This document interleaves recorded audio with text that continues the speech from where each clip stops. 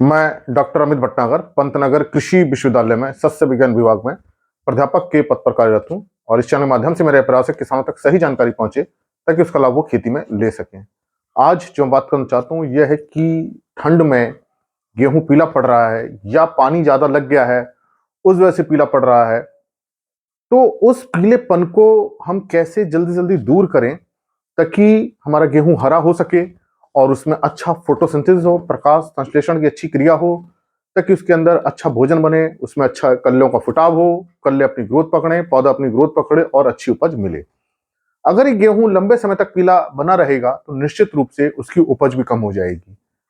तो ये जो पीलापन ठंड की वजह से हो रहा है या अधिक पानी की वजह से हो रहा है या ऐसा हो सकता है आपने हर्बिसाइड बहुत ज्यादा डाल दिया हो, ज्यादा डोज पड़ गई हो हर्बिसाइड की, तो भी पीलापन हो सकता है। ये 3-4 प्रमुख कारण हैं।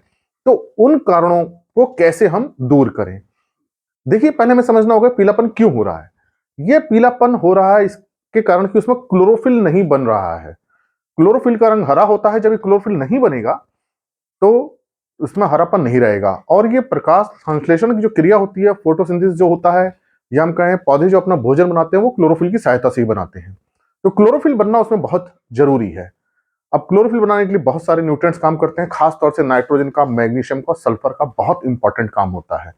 तो ऐसी स्थिति अगर हो रही है कि गेहूं में पीलापन है और ये पीलापन काफी समय तक हो रहा है, तो आप फसल में, गेहूं की फसल में 2% यूरिया का छिड़काव कर दीजिए। यूरिया तो आपने सिंचाई के बाद दी होगी या सिंचाई से पहले दी होगी या पहली सिंचाई पे जो भी आपने यूरिया दी है, लेकिन अब आप क्या करें, इसमें 2% यूरिया का छिड़काव करें। 2% का मतलब यह है कि आपको 20 ग्राम यूरिया को 1 लीटर पानी में घोलना है। तो ये आप इसका स्प्रे कर दीजिए। तो जैसे यूरिया का स्प्रे करेंगे तो उससे नाइट्रोजन मिलेगी और पौधों के अंदर हरा रंग आएगा।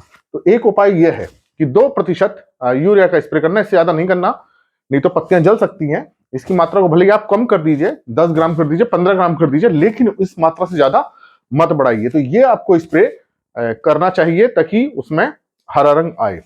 अगर आपके पास मैग्नीशियम सल्फेट है, जिसको हम MgSO4 कहते हैं, तो ये और भी अच्छा काम करेगा यूरिया के साथ मिलकर के। तो हम मैग्नीशियम सल्फेट को यूरिया के साथ मिला दें। तो इसको हम क्या करें, यूरिया के साथ मिलाकर के इसका छिड़काव करें तो मैग्नीशियम मिलेगा, सल्फर मिलेगा, नाइट्रोजन मिलेगा। अब लेकिन आपको करना क्या है कि मैग्नीशियम सल्फेट को आप 5 ग्राम लीजिए और इसको 15 ग्राम लीजिए।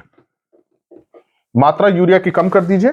5 ग्राम यूरिया की मात्रा को घटा करके आप 5 ग्राम मैग्नीशियम सल्फेट उसमें घोल लीजिए। कितने लीटर पानी में? 1 लीटर पानी में। और आप इसका स्प्रे कीजिए।